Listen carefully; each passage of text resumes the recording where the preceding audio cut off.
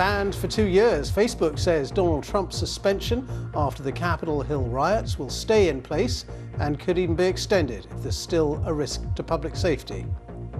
We've always had rules, quite rightly, as Facebook, that you can, in a sense, kind of say what you like on Facebook, but you can't do that if that inflicts harm on others. Fleeing the conflict in Ethiopia, the UN warns there could be a repeat of the devastating 1984 famine as a result of the conflict in the Tigray region.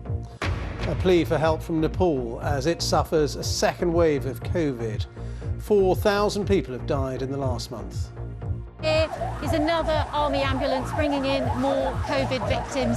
It just gives you a sense of the pressure and the toll that Covid is taking on this city.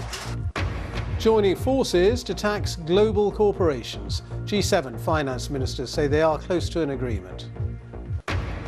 And hundreds of people evacuated after wildfires break out along Norway's west coast.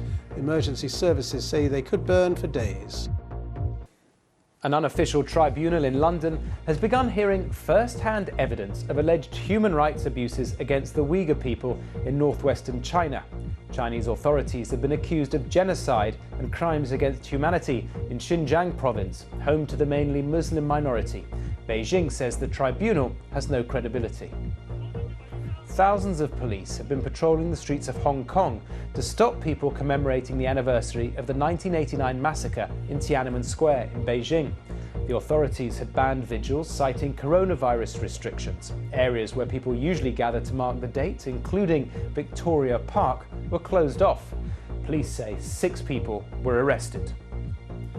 The Canadian Prime Minister Justin Trudeau has urged the Catholic Church to take responsibility for its management of Indigenous residential schools following the reported discovery of the remains of more than 200 children at a former school.